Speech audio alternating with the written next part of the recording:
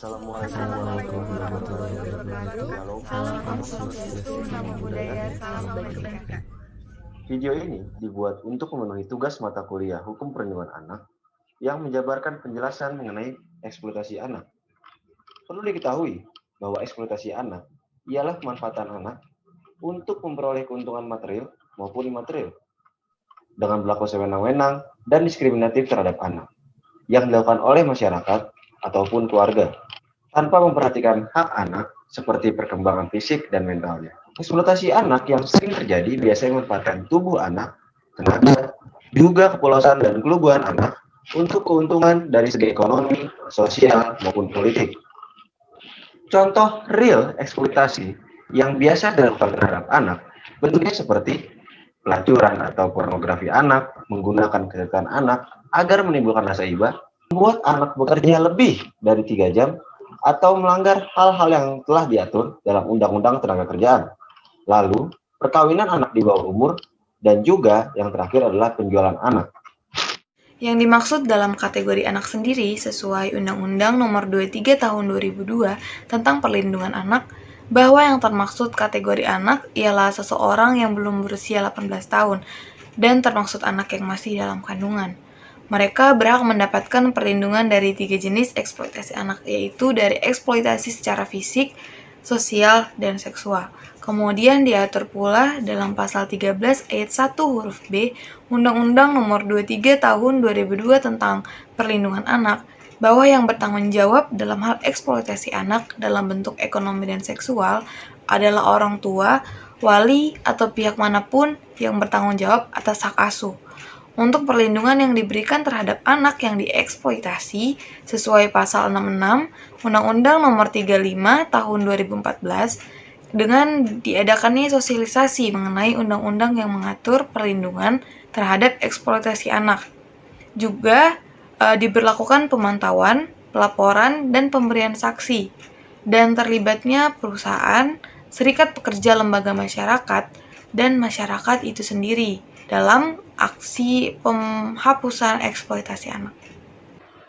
Salah satu kasus yang akan diangkat yaitu mengenai anak jalanan. Dilansir dari Infoka TV bahwa banyak anjal yang berada di daerah Karawang justru bukan berasal dari daerah Karawang itu sendiri.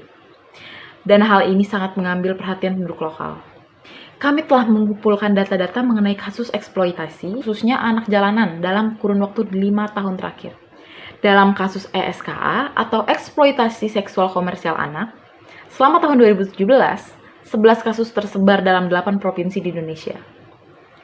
Di antaranya 45% kasus anak yang diperdagangkan, 18,2% anak yang dilacurkan, sedangkan di daerah Jawa Barat menempati peringkat nomor 1 dalam persebaran kasus eksploitasi anak.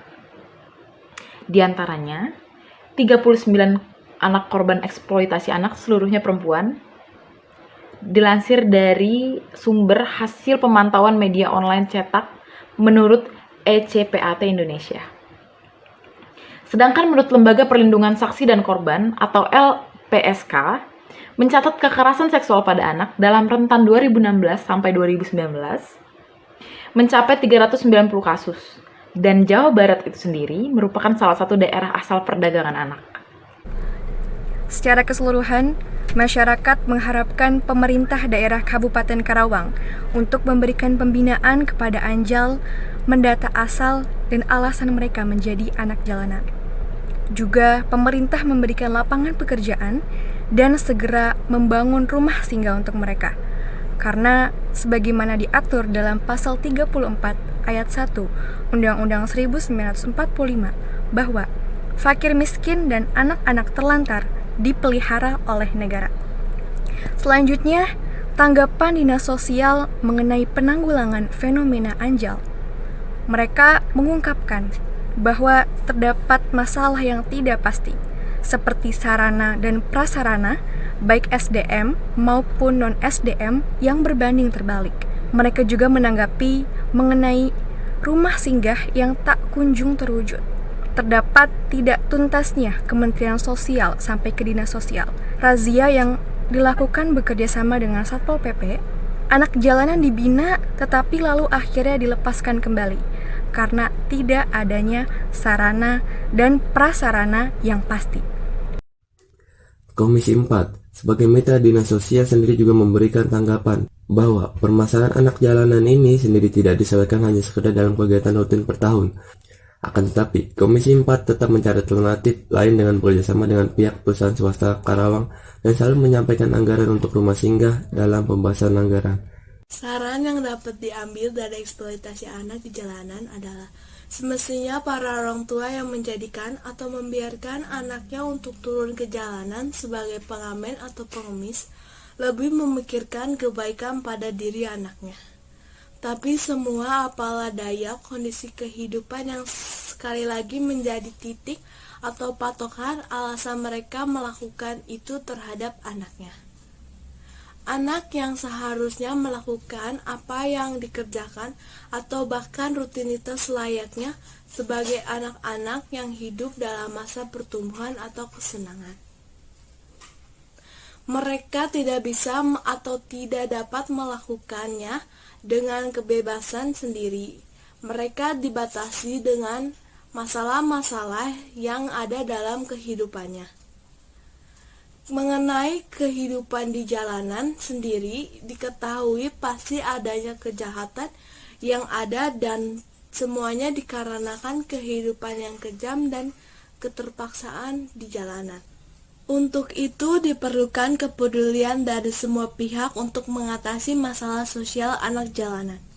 Tidak hanya pemerintah, tetapi masyarakat secara umum wajib berpartisipasi secara nyata untuk mengatasi masalah anak jalanan ini. Terima kasih buat yang telah menonton dan mendengarkan video ini.